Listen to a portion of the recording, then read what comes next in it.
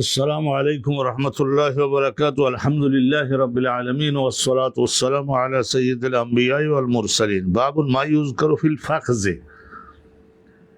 মানুষের বিশেষ করে পুরুষ মানুষ, মহিলাদের তো অবশ্যই, পুরুষ মানুষদেরও হাঁটুর উপরের থেকে রান যেটাকে বলা হয়, উরু যেটাকে বলা হয়, বাংলায় ভালো বাংলায় দুই শব্দ আমরা বলি, উরু বা রান, এইটা ঢেকে রাখা সকল অবস্থায় ফরজ কি না, এই সম্পর্কে শরীয়তের বিধান আইন কি, তো সে সম্পর্কে আজকের গুরুত্বপূর্ণ একটু আলোচনা। তা আমরা হাদিসের কিছু অংশ বলেছিলাম, আর বাকি কিছু অংশ আপনারা এখন শুনবেন। হাদাসানা ইয়াকুব ইবনে ইব্রাহিম কল হাদাসানা ইসমাইল ইবনে উলাইয়া قال أخبرنا عبد العزيز ابن صهيب। এই যে আব্দুল আজিজ ইবনে সোহাইব তাবিঈ, আনাস বিন মালিকের ছাত্র, এই নামটা মনে রাখবেন, আব্দুল আজিজ। আন্না রাসূলুল্লাহ গাজা খায়বার, রাসূলুল্লাহ সাল্লাল্লাহু আলাইহি ওয়াসাল্লাম ষষ্ঠ হিজরির ঘটনা এটা, খায়বারের গজওয়া করেছিলেন। ফাসাল্লাইনা ইনদাহা সালাতুল গাদাত। হযরত আনাস বিন মালিক বলছেন যে আমরা সকলে ওই খায়বার নামক যে ছোট সাইজের একটা শহর ছিল সেই সময়, এখন তো বিরাট শহর বর্তমান সময়ে, তো ওই খায়বারের কাছাকাছি গিয়ে আমরা ফজরের নামাজ পড়লাম। বেগলস, রাতের শেষের অংশে যে আবসা আবসা অন্ধকার থাকে, অন্ধকার থাকা অবস্থায় আমরা ফজরের নামাজ পড়লাম। রাসূলুল্লাহ নামাজ পড়ালেন। রাকিবান নবী, ও নবীকে নামাজ, ফজরের নামাজ আদায় করবার পরে রাসূলুল্লাহ সাল্লাল্লাহু আলাইহি ওয়াসাল্লাম তার বাহনের পিঠে আরোহণ করলেন। ওয়া রাকিবা আবু তলহা, আর হযরত আনাস বিন মালিকের মার সঙ্গে বিয়ে হয়েছিল পরবর্তীতে আবু তলহার সঙ্গে। আবু তলহা আরবের মধ্যে খুব তেজস্বী অশ্বারোহী ছিলেন, উনিও ওই যুদ্ধে যোগদান করছিলেন। তো হযরত আবু তলহাও নিজের বাহনের পৃষ্ঠে আরোহণ করলেন। আর হযরত আনাস বলছেন যে আমি আবু তলহা আমার আবু তলহার ওই উটের তার পেছনে আমিও আরোহণ করলাম। ফাজারা নবীউল্লাহ, নবী করিম সাল্লাল্লাহু আলাইহি ওয়াসাল্লাম ছুটালেন, পরিচালনা করলেন। আল্লাহ নবী নিজের এই বাহন উটকে পরিচালনা করে দিলেন, রওনা করালেন, যেতে থাকলো। ফি জোকাকে খায়বারের ছোট একটা গলির মধ্য দিয়ে ঢোকালেন। ওয়া ইন্না রুকবাতি লাতামাসসু ফাখজা নবিয়াল্লাহ। তখন ওই সংকীর্ণ গলি হওয়ার কারণে আবু তলহার উট আর রাসূলুল্লাহর উট, দুই উট পাশাপাশি যাচ্ছে। তা আমি তো আবু তলহার উটের পিঠে আরোহণ করে রয়েছি। তো মনে হলো এত কাছাকাছি যে মনে হলো যেন আসলে না, যেন তামাসু শুয়ে যাচ্ছে, শুয়ে গেল প্রায় রাসূলুল্লাহ সাল্লাল্লাহু আলাইহি ওয়াসাল্লামের রানের সঙ্গে আমার হাঁটু। আনাস বিন মালিক বলছেন যে আমার হাঁটুটা যেমন রাসূলুল্লাহ সাল্লাল্লাহু আলাইহি ওয়াসাল্লামের রানের সঙ্গে শুয়ে গেল।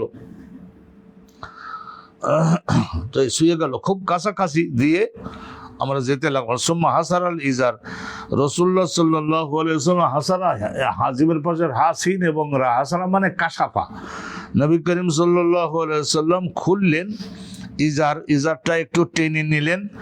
আনফাকজিহি, রাসূলুল্লাহ নিজের রানের উপর থেকে কাপড়টাকে একটু টেনে উপরের দিকে ওঠালেন। তো যুদ্ধের ময়দানে ওটা যাতে ঝুলঝুল না করে সেই জন্য রাসূলুল্লাহ হয়তো একটু টানছেন, টানতে গিয়ে বাতাস, প্রচণ্ড বাতাস, এই বাতাস এবং ঝুলঝুল যাতে না করে সেই জন্য একটু টান দিয়েছিলেন। টানবার কারণে সেটা হয়তো একটু হাঁটুর একটু বেশি উপরে উঠে গেল। হাত্তা আনজুরু, তো শেষ পর্যন্ত আমি তাকিয়ে দেখলাম ইলা বায়াদি ফাখজি নবিয়াল্লাহ, রাসূলুল্লাহ সাল্লাল্লাহু আলাইহি ওয়াসাল্লামের রানের ওখান থেকে কাপড়টা একটু সরে গেছে, তা একবারে ঝকঝকা সাদা জ্যোতির্ময় অংশ আমি দেখলাম।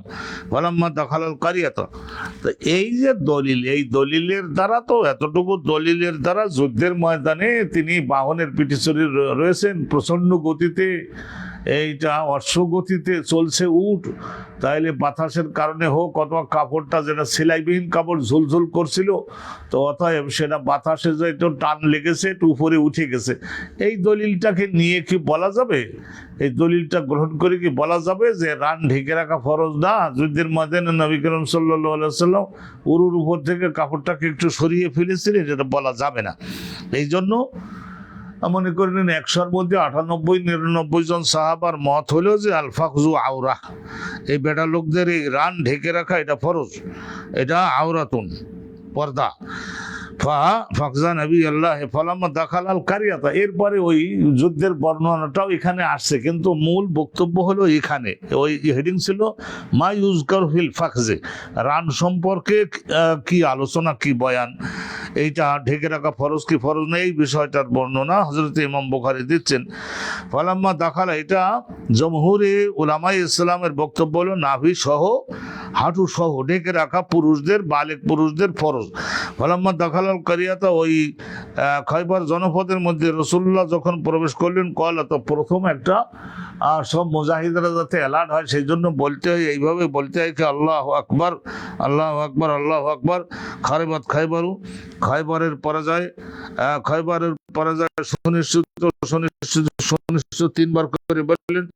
আর রাসূলুল্লাহ এটা বলেন ইন্না ইজা নাজালনা, ইন্না ইজা নাজালনা বিসাহাতে কাউমিন, আমরা যত বড় জালেম হোক না কেন, শক্তিশালী, তাদের ওই অঞ্চল জয় করবার জন্য আমরা যখন প্রবেশ করি কোনো একটি সম্প্রদায়ের বাড়ির সম্মুখের মাঠে, ফাসা আসবাহুল মুনজারিন, তাহলে জঘন্য রূপ নেয়, মারাত্মক রূপ নেয় সকালটা ওই সমস্ত লোকদের যাদেরকে আমরা ইতিপূর্বেও ওই সমস্ত বদকর্মে ইসলামের বিরুদ্ধে ষড়যন্ত্র না করবার জন্য সাবধান সতর্ক করে দিয়েছিলাম, কিন্তু তারা সতর্ক সাবধান হয় নাই। সেই জন্য আমরা আজকে তাদেরকে প্রশাসন তাদের হাত থেকে আমরা নিয়ে নিচ্ছি। ওই দিনের সকালটা তাদের জন্য জঘন্য হয়, মারাত্মক হয়। তারা যদি যুদ্ধের জন্য অগ্রসর হয়, নিশ্চয় আমাদের বাহিনীর সঙ্গে তারা তো আর পেরিয়ে উঠবার কথা না।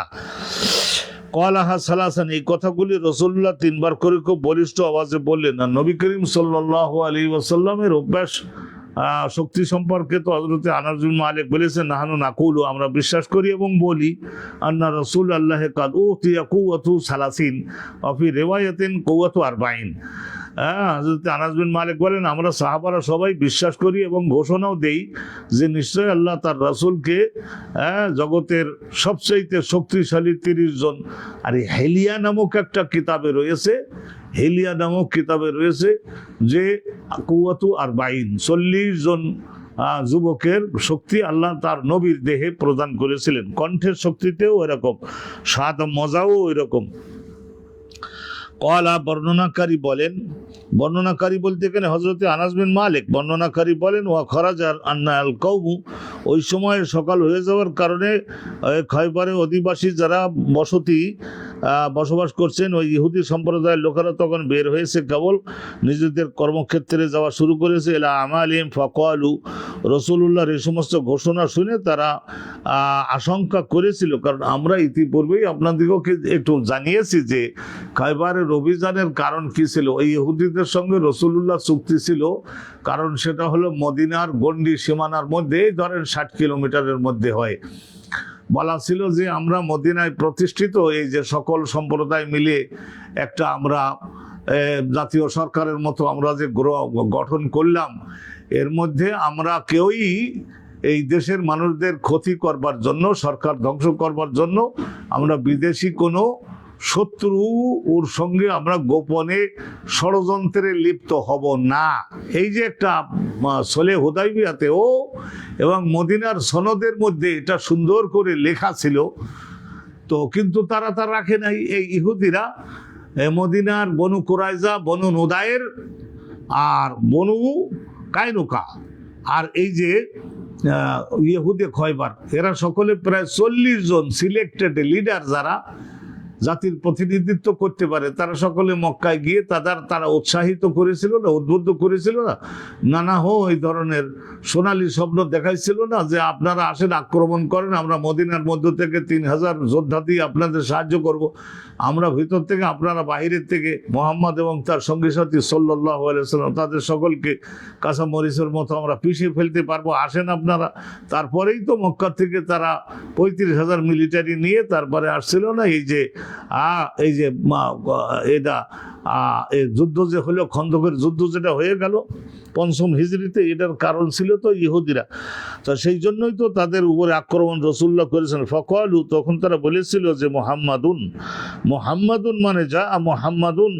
আর আরেকটু বর্ণনায় আছে ওয়াল খামিসা, আরো 5টা বাহিনী। 5টা বাহিনী মানে মাঝখানে একটা, ডানি একটা, বামে একটা, সামনে একটা, পেছনে একটা, মাঝখানে একটা, এই 5 বাহিনীকে মিলে বলে এক খামিস, আর একে বলা হয় জয়েশ।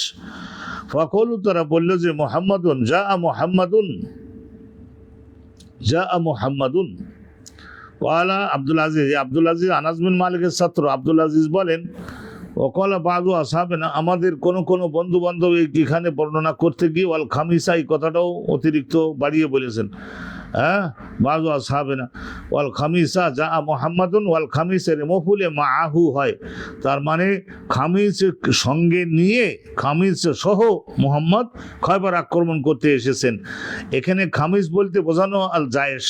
জায়েশ বলা হয় তার 5টা বাহিনীর 5টা শাখা থাকবে। এক হলো মাঝখানের বাহিনী, যেখানে মিলিটারির স্টক থাকে, সেইটাকে বলতে হবে কল্ব, আর ডান বাড়িটা মাইমানা, বাম বাড়িটা মাইসারা, সামনেরটা মোকাদ্দমা, আর পেছনেরটা সাকা। এই 5টা বাহিনী। কলাফা সবনাহা অনুয়াতান, হজরতে আনাস বিন মালিক বলেন, ফাসবনাহা, আমরা দখল করলাম ওই খয়বরটাকে, আনুয়াতান দুই মানে শক্তি প্রয়োগের মাধ্যমে যদি দখল হয়, তাহলে সেখানকার জমাজমি, সেখানকার যারা শত্রু ছিল তাদের সকলকে দাসী যুদ্ধবন্দী বানাইয়ে তাদেরকে সকলকে মুসলমান বিজয়ী শাসক তাদের মৃত্যুদণ্ডও দিতে পারে। অনুরূপভাবে তাদের সম্পর্কে কয়েকটা সুযোগ আছে। তো সেই বিষয়ে যুদ্ধ আইন সংক্রান্ত কিতাবু সিয়ারের মধ্যে আলহামদুলিল্লাহ আমরা আরো বিস্তারিত আলোচনা শুনতে পারবো। আমরা আনুয়াতান শক্তি প্রয়োগের মাধ্যমে খয়বরকে আমরা অর্জন করলাম, দখল করলাম। জমিয়া মানে একত্রিত করা হলো, যুদ্ধ শেষ হওয়ার পরে একত্রিত করা হলো বন্দিনী সবাইকে। ফাজা দেহিয়া, হযরতে দেহিয়াতুল কালবি, উনি তো অসাধারণ বড় আর সুদর্শন ব্যক্তি ছিলেন এবং উনি কূটনীতিবিদ ছিলেন। জাহিলি জামানায় বহু সংখ্যক মেয়েকে জীবন্ত মাটিতে পুঁতে ফেলে টাকার বিনিময়ে অন্যের কন্যা সন্তানদেরকেও মাটিতে পুঁতে ফেলায় সহায়তা করতেন হযরতে দেহিয়াতুল কালবি। তো হযরতে দেহিয়া ইবনে খলিফা, উনি বনু কুলাইব গোত্রের লোক ছিলেন। উনি আসলেন রাসূলুল্লাহর দরবারে, দেখলেন যে ইহুদি সম্প্রদায়ের মধ্যে বহু সংখ্যক মহিলা এই ধরনের বন্দিনী হয়েছে। ফকলা ইয়া নবী আল্লাহ, তো এটা দাবি জানালেন সুযোগ বুঝে। ফকলা ইয়া নবী আল্লাহ, বললেন যে হে আল্লাহ নবী, আতিনি জারিয়াতান মিনাস সাবি, বন্দিনীদের মধ্য থেকে বাছাই করে আপনি আমার জন্য একটা এই ধরনের কন্যা, এই ধরনের একটা মহিলাকে বিবাহ করার ব্যবস্থা করুন। ইয়া রাসূলুল্লাহ সাল্লাল্লাহু আলাইহি ওয়াসাল্লাম, আমার স্ত্রী নাই। ফাকালা, তো রাসূলুল্লাহ সাল্লাল্লাহু আলাইহি ওয়াসাল্লাম, তখন আল্লাহর নবী হাজারো জিনিস মাথায় থাকে, যুদ্ধের মাঠ। ফাকালা ইযহাব, তখন রাসূলুল্লাহ বললেন তাকে যে ইযহাব, তুমি যাও, ফাখুজ জারিয়াতান, ওখানে তো বহু সংখ্যক বন্দিনী রয়েছে, সেখান থেকে তুমি নিজের জন্য একটা নিয়ে নাও। ফাখাজা সাফিয়াতা ইবনে হুয়াই, আর যাইয়া ধরবি তো ধরবি হযরতে সাফিয়া বিনতে হুয়াইকেই উনি ধরলেন।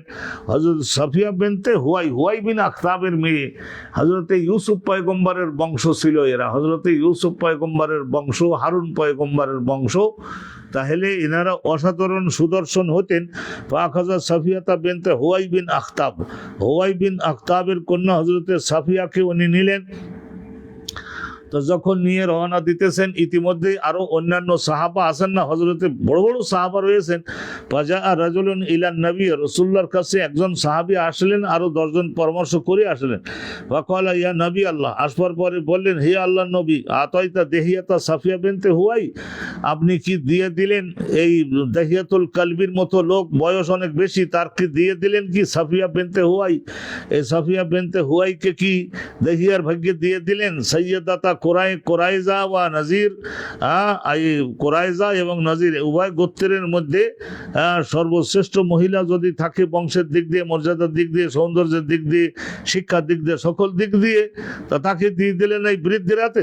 লা তাসলুহু ইল্লা লাকা, ইয়া রাসূলুল্লাহ, যদি দাহিয়াকে দেন তাহলে আপনার অন্যান্য সাহাবাগণের মধ্যে একটা কথা উঠতে পারে। তো আমরা সকলে আপনাকে অ্যাডভাইস করি, ইয়া রাসূলুল্লাহ, কোনো কথা উঠবে না, যেহেতু এই ইহুদিদের দলপতির কন্যা, তো সেই হিসেবে আপনি মুসলমান জাতির প্রধান হিসেবে তাকে যদি বিবাহ করেন, তাহলে ইহুদিরা আরেকটু সম্মান বোধ করবে যে আমাদের একটা কন্যাকে বিবাহ করেছেন হযরত মুহাম্মদ সাল্লাল্লাহু আলাইহি ওয়াসাল্লাম, অতএব মুহাম্মদ সাল্লাল্লাহু আলাইহি ওয়াসাল্লাম এখন হয়ে গেছেন আমাদের জামাই, অতএব এতদিন ছিল শাসন আমাদের হাতে, এখন আমাদের জামাইয়ের হাতে, তো অতএব আমরা আর কেন বেশি বিরোধিতা শত্রুতা তার সঙ্গে করব। এইটা মনে করে হুজুর তাদের সঙ্গে একটা সম্পর্ক ভালো হওয়ার ক্ষেত্রে এটা ভূমিকা রাখতে পারে। আপনি বিবাহ করেন, তো সাফিয়া বিনতে হুয়াই সাইয়্যিদাত কুরাইজা ওয়ান নজির, তো এই যে কুরাইজা আর নজির এরা আসলে এই মদিনার অধিবাসী ছিলেন, তো পরবর্তীতে তাদেরকে ওখানে যেতে বলা হয়েছিল। লা তাসলুহু ইল্লা লাকা, আপনি ছাড়া অন্য কারোর সঙ্গে দেওয়া এটা এখন গ্রহণযোগ্য হবে না। কলা উদউহু, রাসূলুল্লাহ তখন বললেন যে ভালো অ্যাডভাইস করেছেন আপনারা সময় মতো। উদউহু, তাহলে দাহিয়াতুল কালবিকে ডেকে আমার কাছে আনেন, বিহা আর ওই সাফিয়াকে সহ আসতে বলেন। ফাজা বিহা, তখন দাহিয়াতুল কালবি ওই হযরতে সাফিয়া সহ রাসূলুল্লাহ দরবার আনা। ফালাম্মা নাযারা ইলাইহা নবী, রাসূলুল্লাহ সাল্লাল্লাহু আলাইহি ওয়াসাল্লাম যখন লক্ষ্য করে দেখলেন যে হ্যাঁ সাহাবারা যা বর্ণনা করেছেন তা তো কথা ঠিকই। কয়লা, তো রাসূলুল্লাহ সাল্লাল্লাহু আলাইহি ওয়াসাল্লাম তিনি তো আর সংকোচ করতেন না, আর হক কথা বলবার ব্যাপারে সংকোচ কার বা তিনি করবেন, জগতের বাদশাদের বাদশাহ, রাজাদের রাজা, আল্লাহর রাসূল। কয়লা খুজ জারিয়াতান মিনাস সাবিয়া গায়রাহা, তখন রাসূলুল্লাহ তাকে বললেন দেহিয়া তুমি এই যে বন্দিনীদের মধ্য থেকে, আরো তো কয়েক হাজার রয়েছে, তো সেই বন্দিনীদের মধ্য থেকে জারিয়াতান অন্য আরেকজন মহিলাকে তুমি বিবাহ করো, গায়রাহা এই সাফিয়াকে নয়। 12 কথা উঠতেছে, অতএব সকলের সঙ্গে এইভাবে কি করতে হবে, আমাকে তো সকলের বক্তব্য রাখতে হয়। ক্বালা হযরতে আনাস বিন মালিক বলেন ফাআতাকাহা আন-নবী সাল্লাল্লাহু আলাইহি ওয়াসাল্লাম, রাসূলুল্লাহ সাল্লাল্লাহু আলাইহি ওয়াসাল্লাম পরবর্তীতে হযরতে এই যে সাফিয়া ক্ষমতা বলে, আল্লাহ রসুল হিসেবে, নবী হিসেবে আল্লাহ প্রদত্ত ক্ষমতা বলে হযরতে এই যারা বন্দিনী হয় তাদের ব্যাপারে নবী করিম সাল্লাল্লাহু আলাইহি সাল্লামকে আল্লাহকে 4-5 রকমের করার ক্ষমতা প্রদান করেছেন। তাদের মুক্তিপণ নিয়ে এক একজনকে স্বাধীন করে দেওয়া, অনুরূপভাবে তাদের মৃত্যুদণ্ড কার্যকরী করা। যেহেতু নবী সাল্লাল্লাহু আলাইহি ওয়াসাল্লাম তাদের রাসূলুল্লাহ সাল্লাল্লাহু আলাইহি ওয়াসাল্লাম হযরত সাফিয়াকে মুক্ত করে দিলেন রাসূলুল্লাহ, ওয়াতাজাওয়াজাহার পরবর্তীতে তাকে স্ত্রী হিসেবে গ্রহণ করলেন। এর কারণে প্রায় 100-র মতো ইহুদি হযরত সাফিয়া বিনতে হুয়াই বিন আখতাব, তো তার আত্মীয় স্বজনগণের মধ্য থেকে প্রায় 100-এর মতো তারা দিন ইসলাম কবুল করেছিলেন। তাজাওয়াজাহা, রাসূলুল্লাহ তাকে স্ত্রী মর্যাদা দিলেন। ফাকালা লাহু সাবিত, হযরতে সাবিত বানানি কেডা, ইনি হচ্ছেন ওই আব্দুল আজিজ যেমন ছাত্র আনাস বিন মালিকের, অনুরূপভাবে সাবিতুল বানানি ইনিও আরেকজন ছাত্র। ফাকালা লাহু সাবিতুন, তো নবী করিম সাল্লাল্লাহু আলাইহি ওয়াসাল্লাম তো এটা সাবিত জিজ্ঞাসা করেছিলেন কাকে, ওই আনাস বিন মালিককে জিজ্ঞাসা করেছিলেন, ওহে আবু হামজা, আনাস বিন মালিকের এক ছেলে ছিল হামজা, তো হামজার বাপ, ওহে হামজার বাপ, মা আসদাকাহা, নবী করিম সাল্লাল্লাহু আলাইহি ওয়াসাল্লাম তো বিবাহ করলেন হযরতে সাফিয়াকে, মোহর কি দিয়েছিলেন সেটাও একটু বলেন, আমরা শুনে নেই। ক্বালা রাসূলুল্লাহ সাল্লাল্লাহু আলাইহি ওয়াসাল্লাম, তখন বললেন হযরতে আনাস বিন মালিক বললেন যে নাফসাহা আতাকাহা। ক্বালা রাসূলুল্লাহ সাল্লাল্লাহু আলাইহি ওয়াসাল্লাম মা আসদাকাহা রাসূলুল্লাহ ওই সাফিয়ার ব্যাপারে কি মোহরানা দিয়েছিলেন, তো আনাস বিন মালিক বললেন নাফসাহা, তার নিজের দেহ জীবন, তার নিজের দেহ জীবনটাই তো তার মোহরানা, তারা মানে আগে হয়ে গেছিলেন দাসী আইনত, আর আতাকাহা রাসূলুল্লাহ তাকে করে দিলেন স্বাধীন, যে কোনো জায়গায় চলে যেতে পারে। তারপরে স্বাধীনভাবে তার কাছে প্রস্তাব পাঠিয়ে তারপরে তাকে বিবাহ করলেন। ওয়াতাজাওয়াজাহা, আর তাকে রাসূলুল্লাহ স্ত্রী হিসেবে গ্রহণ করেছিলেন, মর্যাদা দিয়েছিলেন, এটাই তার মোহর, আলাদা কোনো মোহর দেন নাই। হাত্তা ইযা কানা বিত্তারিক, নবী করিম সাল্লাল্লাহু আলাইহি ওয়াসাল্লাম খয়বরের যুদ্ধ 16 আনার সুসম্পন্ন করবার পরে এখানে প্রায় ধরে নিন আপনার 20 দিনের মতো সময় লেগে গেছিল, সব 16 আনার সব প্রশাসন ঠিক করতে, কৃষি কিভাবে কি হবে না হবে সব ঠিক করতে। হাত্তা ইযা কানা বিত্তারিক, রাসূলুল্লাহ সাল্লাল্লাহু আলাইহি ওয়াসাল্লাম যখন দেখা গেল যে ফিরে আসতেছিলেন মদিনায়, যা হাজাত হালাহু উম্মু সুলাইম, হযরতে আনাস বিন মালিকের মা উম্মু সুলাইম ওনার নাম। তো উম্মু সুলাইম উনি ওই সফরে মুসলমান বাহিনীর মধ্যে, তো নিশ্চয় মহিলা সদস্যরা থাকতেন, বলে মহিলারা যুদ্ধের ময়দানে কি করে ভেঙে যাওয়া অস্ত্র মেরামত করে, ভেঙে যাওয়া অস্ত্র মেরামত করে, আর কি করে, ও আহতদের শুশ্রূষা করে, মেডিসিন তৈরি করে, যারা রক্ত ঝরতেছে সেখানে ব্যান্ডেজ দেয়, এই সমস্ত কাজ, পানি সরবরাহ করা, খাদ্য তৈরি করে দেওয়া, এই সমস্ত কাজ করে। তো অতএব উম্মু সুলাইম ওই বাহিনীতে ছিলেন। তো হজরতে নবী করিম সাল্লাল্লাহু আলাইহি সাল্লাম তো স্ত্রী হিসেবে গ্রহণ করেছেন। তা এখন রাসূলুল্লাহ সাল্লাল্লাহু আলাইহি সাল্লামের সেবায় নিয়োজিত করেছিলেন হজরতে উম্মে সুলাইম এই হজরত সফিয়াকে প্রস্তুত করে ফাহাদাতহা লাহু মিনাল লাইল। একদিন দেখা গেল যে ঈশার নামাজের পরে হজরতে উম্মে সুলাইম রাদিয়াল্লাহু তাআলা আনহা তিনি একদিনের রাতে উপঢৌকন হিসেবে মানে প্রস্তুত করে সম্মুখে উপস্থিত করলেন রাসূলুল্লাহ সাল্লাল্লাহু আলাইহি ওয়াসাল্লামের। হুজুর আপনার স্ত্রীকে 16 আনা প্রস্তুত করে দিয়েছি, আপনার স্ত্রী ইনি। ফাসবাহান নবী সাল্লাল্লাহু আলাইহি ওয়াসাল্লাম আরুসান। হযরতে নবী করিম সাল্লাল্লাহু আলাইহি ওয়াসাল্লাম জীবনে তো দুঃখ আর দুঃখ, কষ্ট আর কষ্ট, তো রাসূলুল্লাহ সাল্লাল্লাহু আলাইহি ওয়াসাল্লাম ওই রাতে বিবাহ করবার কারণে তিনি দোলায় পরিণত হলেন। সাহাবারা তো হাস্যরসিকতা করতেন, আমাদের দোলা মানে নতুন বর। ফাকালা মান কানা ইনদাহু শাইউন। পরের দিন সকালবেলা রাসূলুল্লাহ সাল্লাল্লাহু আলাইহি ওয়াসাল্লাম হুকুম করলেন, যার কাছে যা খাবার আছে জমা করো, বলি ইয়াজি বিহি, সবাই আনো, ওয়াবাসাতা নেতাআন। আর এই ধরনের একটা উটের যে জবাই করা উটের যে চামড়া, যেটা দাবাগাত করে ফেলা হয় এবং আরো আধুনিকায়ন করা হয়, সুন্দরভাবে একটা দস্তরখানে পরিণত করা হলো। ওয়াবাসাতা বিছাইয়ে দিলেন নেতাআন, এই যে দস্তরখানাটা। ফাজা আলার রাজুলু, তা ওই জামাতের মধ্যে প্রায় 2500-3000 যোদ্ধা, তাদের প্রত্যেকের কাছে খাবার আছে না, তাহলে এক একজন হাজির করতে লাগলেন। কেউ আনলেন খেজুর, কেউ আনলেন ঘি, আর কেউ আনলেন এই ধরনের ছাতু কি দিয়ে বানায় জানেন? আমাদের মধ্যে অনেকেই আমরা ছাতু খেয়েছি না। তো ছাতুটা হলো আসলে গম বা জব বা এই ধরনের অন্য কোনো শস্য, সেগুলি ভাজি করে যাতায় মোটামুটি একটু নরম হয়ে যায়, ভাজি করলে নরম হয়ে যায়, একটা অংশ আর একটা অংশের থেকে অত শক্ত করে আর এটা থাকে না, একটু ঢিল হয়ে যায়। তো ওইটা নরম হয়ে যায়, নরম হয়ে যাওয়ার পরে ওইটার সঙ্গে আলহামদুলিল্লাহ ঘি আর মধু, মাখন এই সমস্ত দিয়ে তারপরে মিক্সার করে মোটলা এই ধরনের মুষ্টিবদ্ধ করে ছোট ছোট করে, যাতে করে বহুত লোকের হাতে আলাদা করে দেওয়া যায়, এই ধরনের তৈরি করে রাখা হয়। তো ছাতু বলে। তো এই ধরনের ছাতু রাসূলুল্লাহ বললেন যে যার কাছে যা খাবার আছে সবাই সংগ্রহ করে এখানে আনো। দস্তরখান বিছানো হলো, এক একযোগ্য কেউ আনতে লাগলেন খেজুর, আর খেজুর আছে ধরে নেন আপনার প্রায় 100 প্রকারের অতিরিক্ত। তো দেখেছি বিভিন্ন রকমের খেজুর, আমাদের দেশে ধান যেমন বিভিন্ন ধরনের খেজুর বিভিন্ন রকমের আছে, স্বাদ মজা আকৃতি দেখতে। সামনে কেউ আনতে লাগলেন ঘি, কেউ আনতে লাগলেন খেজুর, বিভিন্ন ধরনের খেজুর।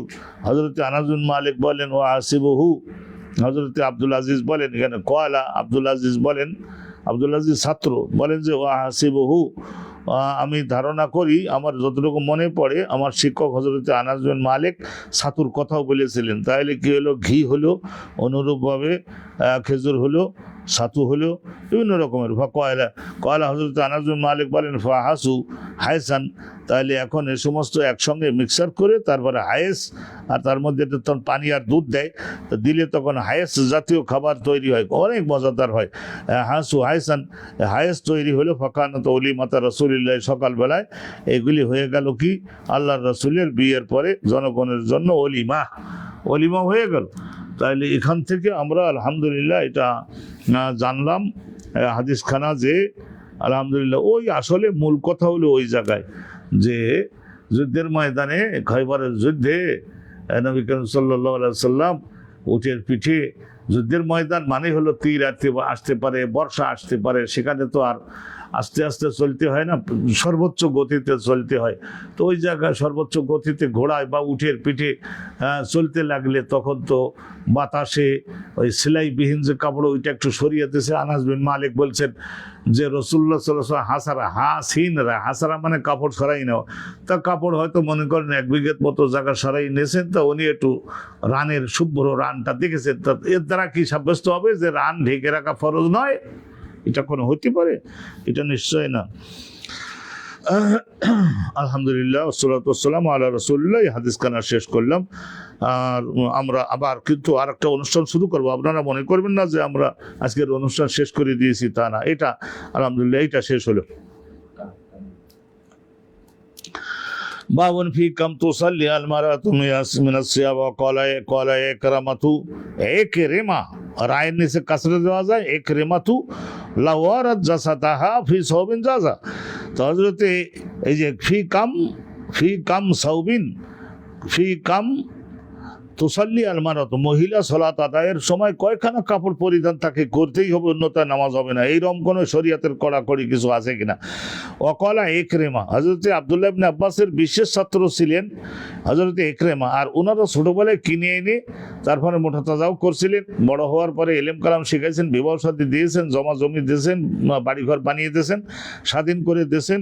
মক্কার 7 জন বিখ্যাত মুফতি জন্মেছিলেন, তো তাদের মধ্যে হযরত ইকরিমা একজন। তো মাওলা ইবনে আব্বাস, আব্দুল্লাহ ইবনে আব্বাসের স্বাধীনকৃত মুক্ত দাস। লাওয়ারাত, তো উনি বলেছেন, ফতোয়া দিতেন সারা জীবন, লাওয়ারাত জাসাদাহা, একজন মহিলার একখানা কাপড়ের দ্বারা যদি শরীরের সব অংশ, মাথা থেকে শুরু করে গোটা শরীরটা যদি ঢাকতে পারে, তার মানে প্রশস্ত কাপড় যদি হয়ে যায় ফি সাওবিন, একখানা কাপড়ের মধ্যে যদি শরীর ঢাকা সম্ভব হয়, যা আমাদের দেশের মা খালাদের আমরা দেখি না, একখানা খুব ভালো ধরনের 12 হাতে শাড়ি যেগুলি, এগুলিতে গোটা শরীরটা ঢেকে গেল, তাহলে নামাজ শুদ্ধ হওয়ার জন্য একখানা শাড়ি পরিধান করাই তো যথেষ্ট হবে।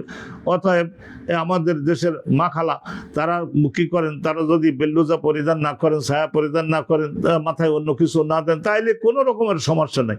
এই একখানা কাপড়ের দ্বারা তো গোটা শরীরকে কি করেছেন, তিনি আবৃত করতে পেরেছেন। শরীয়ত এরা দাবি পূরণ হয়ে গেছে। তো এইটা গেল হেডিং। এখন হাদিস খানা শুনুন। আলহামদুলিল্লাহ 2খানা হাদিস এই অধ্যায়ে আছে, আমরা শুনে নিচ্ছি। হাদাসানা আবুল ইয়ামান ক্বালা আখবারানা শুআইবুন আনিজ যুহরি। ইমাম বুখারীর শিক্ষক আবুল ইয়ামান, তার শিক্ষক হযরত শুআইব, তার শিক্ষক ইমাম যুহরি, তার শিক্ষক হযরত উরওয়া রিওয়ায়াত করেছেন তার নিজের খালা থেকে। আন্না আয়েশা ক্বালাত, আম্মাজান আয়েশা সিদ্দিকা বলেছেন, লাকাদ কানা রাসূলুল্লাহ ইউসাল্লি আল ফাজরা, নবী করিম সাল্লাল্লাহু আলাইহি সাল্লাম ফজরের সালাত আদায় করতেন। ফা শাহিদা মাআহু নিসাউ মিনাল মুমিনাত, আর ওই ফজরের নামাজে প্রথম জামানায় মদিনাতে রাসূলুল্লাহ সাল্লাল্লাহু আলাইহি সাল্লামের সঙ্গে নামাজ পড়ার জন্য আর একটু কোরআনের তেলাওয়াত শুনবার জন্য রাসূলুল্লাহ জবানি থেকে কোরআন শুনতেন। সামনে যে শুনতেন তিনিও যা শুনতেন, ওই সর্বশেষের পেছনে যে দাঁড়াতেন সেও তেমন সমান শুনতেন। শাহিদা মাআহু, নবী করিম সাল্লাল্লাহু আলাইহি ওয়াসাল্লামের সঙ্গে হাজির হতেন নিসাউল মুমিনাত, ইমানদার মহিলাগণ সলাতে। তা কিরকম? মুতালাফিআতিন ফি মুরুতিহিন্না, মুতালাফিআত মানে মুলতাহিফাত, গোটা শরীরটাকে একটা বড় চাদর জাতীয় একটা বড় কাপড়ের দ্বারা গোটা শরীরকে আবৃত করে নিয়ে, তাহলে দেখা গেল একটা বড় জাতীয় চাদরের দ্বারা শরীর যদি আবৃত হয়ে যায়, আলহামদুলিল্লাহ তাতেই একজন মহিলার নামাজ শুদ্ধ হয়ে যাবে, কোনো দোষ হবে না, ঘাটতি হবে না। সুম্মা ইয়ারজিনা, অতঃপর নামাজ আদায় করে ইয়ারজিনা ইলা বুয়ুতিহিন্না, এই মহিলাগণ তাদের নিজ নিজ বাড়িতে আবার ফিরে যেতেন। অন্যান্য সংসারের কাজ তো আছে। মা ইয়ারিফুহুন্না আহাদুন, আশপাশের কোনো বেটা লোক একটু অন্ধকার ভাবও আছে তো, আর ওই গোটা শরীর বেষ্টন করে নেওয়াতে কেউ চিনতেও পারতেছে না কার বউ, কার বেটি, কার বোন বা কার ভাগ্নি, চিনতে পারতেছে না কেউ। আলহামদুলিল্লাহ এই আর একটা ভাব আমরা শুনলাম যে তাহলে একখানা কাপড়ের দ্বারা যদি গোটা শরীর সুন্দরভাবে বেষ্টন করে নিতে পারে, বড় কাপড় যদি হয়, তাহলে তাতেই নামাজ শুদ্ধ হয়ে যাবে। আর একখানা বাব শুনুন, বাবুন ইজা সাল্লা ফি সাওবিন লাহু আলামুন ওয়া নাযারা ইলা আলামিহা, একজন ব্যক্তি যদি সালাত আদায় করতে দেন ফি সাওবিন, কিন্তু এমন একখানি কাপড় পরিধান তিনি করেছেন, লাহু আলামুন, ওই কাপড়ের মধ্যে বিভিন্ন ধরনের ডোরা আছে, বিভিন্ন ধরনের মনে করেন গাছপালা ছবি টবি অঙ্কিত আছে। ওয়া নাযারা ইলা আলামিহা, তাহলে এবং নামাজ পড়া অবস্থায় যদি ওই কাপড়ের দিকে ওই দাগগুলি এবং ওই নকশাগুলি আর ওই সমস্ত গাছপালার চিহ্নগুলির দিকে তার মনোযোগ যদি যায়, দৃষ্টি যাওয়াতে মনোযোগ যদি যায়, তাহলে ইহা দোষের হবে কিনা। হুজুরে কল্প, তার মানে অন্য ধরনের চিন্তায় ডুবে গেল কিনা, তাহলে এটা দোষের হবে কিনা সে সম্পর্কে কি বলে শরিয়াতে শোনেন। হাদাসানা আহমদ ইবনে ইউনুস قال اخبرنا ابراهيم بن سعد قال اخبرني ابن شهاب عن عروة عن عائشة مزن عائشة সিদ্দিকা থেকে হাদিস কানা বর্ণিত আন্না নবী সাল্লাল্লাহু আলাইহি ওয়াসাল্লাম সাল্লা ফি খামিসাতিন, নবী করিম নিশ্চয় আয়েশা সিদ্দিকা থেকে বর্ণিত যে নবী করিম সাল্লাল্লাহু আলাইহি ওয়াসাল্লাম একদিন বিরাট একটা চাদর গায়ে দিলেন, কালো রঙের একটা চাদর, এইভাবে চাদর গায়ে দিলেন, কিন্তু ওই চাদরটা হলো খামিসা। খামিসা অর্থ ওর মধ্যে বিভিন্ন ধরনের গাছপালার ছবি, শুধু গাছের ছবি, প্রাণী ছবি না, গাছপালার ছবি, বিভিন্ন ধরনের কালো কালো দাগ দেওয়া, লাল ধরনের দাগ দেওয়া, কালো দাগ দেওয়া, আলামন চিহ্নিত করা নিদর্শন বিভিন্ন ধরনের অঙ্কিত আছে। ফানাজারা ইলা আলামিহা, নামাজ পড়া অবস্থায় ওই কাপড়ের দাগগুলি চিহ্নগুলির দিকে রাসূলুল্লাহর একটু দৃষ্টি গেল, নজরাতেন একবার দৃষ্টি গেল।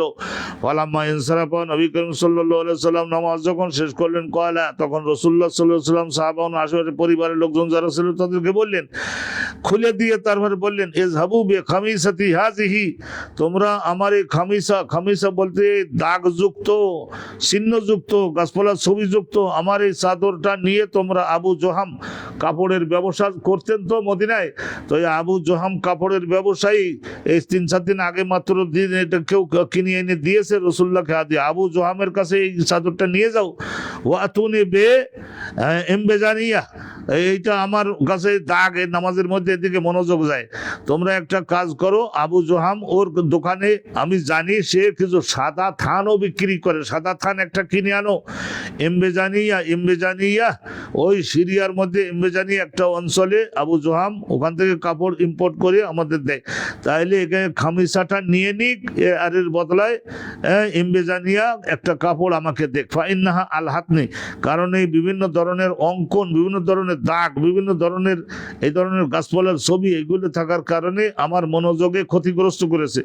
আলহাতনি, আমার মনোযোগ নষ্ট করেছে। আনে পানে সলাতের মধ্যে থাকা অবস্থায়, আন সলাতি, নামাজের মধ্যে ওইভাবে চিন্তাটা কেন আমার মধ্যে আসলো। হ্যাঁ, ওয়াকালা হিশাম ইবনে উরওয়া, তা এটা হলো তালিক। ইমাম বুখারী হুজুর মাঝে মাঝে তালিক যুক্ত করে থাকেন। ওয়াকাল Hisham ibn Urwa, Hisham ibn Urwa উনি আরো বলেছেন, আনাবিহি, তার বাপ উরওয়া থেকে রিওয়ায়াত করেছেন, ওর বাপ আয়েশা সিদ্দিকা থেকে, কলেন নবী রাসূল বলেছেন, কুনতু আনজুরু ইলা আলামিহা, নামাজের মধ্যে কয়েকবার আমার চোখ গেল এই দাগগুলি, চিহ্নগুলি, গাছপালার ছবিগুলি, এইগুলির দিকে। ওয়ানা ফিস সালাত, নামাজের মধ্যে থাকা অবস্থায়, ফাআখাফা ইয়াফতিনানি, আমার একটু ফেতনা, ফেতনা বলতে মনোযোগে বিঘ্ন, এখানে ফেতনা বলতে ইবাদতের ক্ষেত্রে, মনোযোগের ক্ষেত্রে বিঘ্ন। আলহামদুলিল্লাহ, এইটাও আমরা শুনলাম যে এই ধরনের কাপড় চোপড় যেটা বেশি দগদগযুক্ত না, এই ধরনের পরিধান করে নিলে তাহলে কি হলো, সেটা মনোযোগে হুজুরে কলবি, এইটার দিক দিয়ে খুবই সহায়ক হয়, ভালো হয়ে থাকে। 2খানা হাদিস, আলহামদুলিল্লাহ, না 1খানা হাদিস আমরা এখানে শুনলাম। বারাকাল্লাহু লানা ওয়া লাকুম ফিল কুরআনিল আযীম। আলহামদুলিল্লাহ ওয়াসসালাতু ওয়াসসালামু আলা রাসূলিল্লাহ। এই বাবের মধ্যে কি আলোচনা করব? বাবুন ইন সাল্লা ফি সাওবিন মুসাল্লাবিন আও তাসাবিরা হাল তাফসুদু সালাতুহু ওয়া মা ইউনহা মিন যালিক। কাছাকাছি মর্ম এই বাবের মধ্যে আলোচনা করা হচ্ছে। আসলে নামাজের মধ্যে কাপড় পরিধান করা, সেই কাপড়টা পবিত্র হতে হবে, আর সেই কাপড়টা ইবাদতে মনোযোগ, একাগ্রতার অনুকূলে যেন সহায়ক হয়, এই ধরনের কাপড় হতে হবে। এইসব বিষয়গুলি ব্যক্ত করছে। ইনসাল্লাফি সাওবেন, কোন একজন মুসল্লি যদি নামাজ পড়েন এমন একটা কাপড় পরিধান করে, হ্যাঁ, যে কাপড়টা পরিধান করেছেন তিনি কিন্তু মুসাল্লাবিন, তার মধ্যে বিভিন্ন ধরনের ছবি অঙ্কিত আছে, গাছপালার ছবি।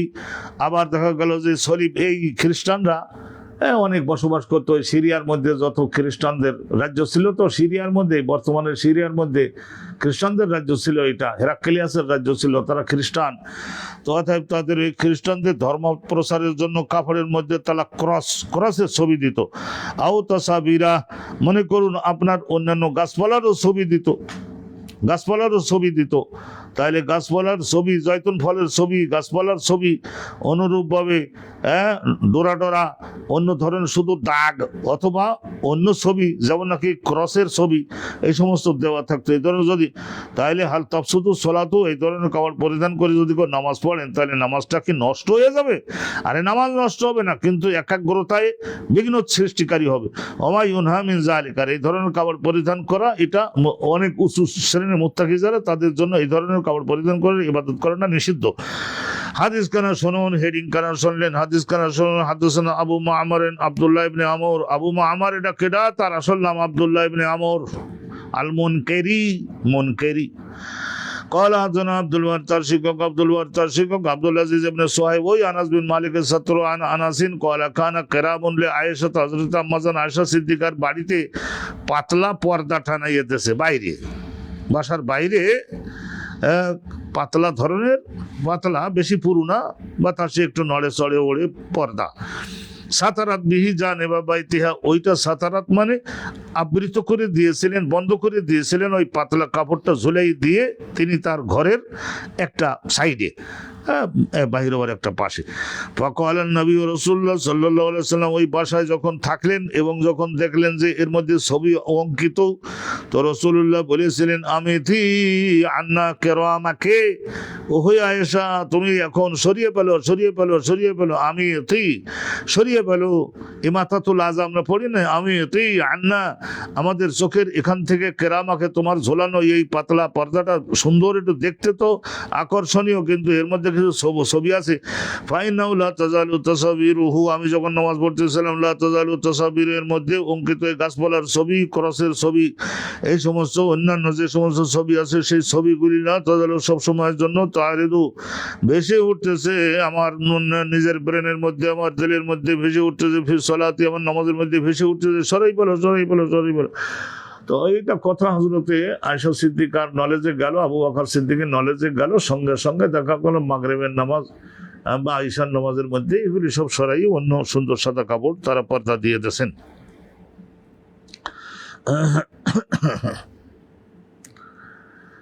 তো এখন আলহামদুলিল্লাহ আমরা একটা শুনলাম, তারপরে ছোট্ট একটা বাব আছে, এটা শুনিয়ে নিচ্ছি। মানসল্লাফি ফাররুজ, মানসল্লাফি ফাররুজে হারিরিন সুম্মা নাযাহু। আলহামদুলিল্লাহ আমরা আজকের এই পর্যন্ত সুসম্পন্ন করছি। সম্মানিত দর্শক, আলহামদুলিল্লাহ আপনাদের প্রত্যেককে নলেজের দোয়া দরকার। আমার একটু জরুরি ইসলামী একটা প্রোগ্রাম, এটা কামিল মাদ্রাসার মিটিং, তো যদ্দূর আমি আজকে রাতে সাতক্ষীরায় আলহামদুলিল্লাহ যাব। তো সেই জন্যই আগামীকালকের প্রোগ্রামটা এইটা এই কাজের কারণে আমি কালকের হয়তো আপনাদেরকে এই খেদমতে হাজির হতে পারবো না, সেই জন্য আগের থেকে আপনাদেরকে অবগত করলাম, জানিয়ে দিলাম। আগামীকালকের দার্সে হাদিসের প্রোগ্রামটা সপ্তাহে একদিন আলহামদুলিল্লাহ এটা বন্ধ থাকবে। আল্লাহ রাব্বুল আমরা যা কিছু শিখছি এগুলির উপরে আমল করার সৌভাগ্য তৌফিক আল্লাহ আমাদের পক্ষে আরও নসিব করুন এবং আল্লাহ খাস রহমত মঞ্জুর করুন। আজকের এ পর্যন্তই। আখিরু দাওয়ানা আলহামদুলিল্লাহি রাব্বিল আলামিন। আসসালামু আলাইকুম ওয়া রাহমাতুল্লাহি ওয়া বারাকাতুহু।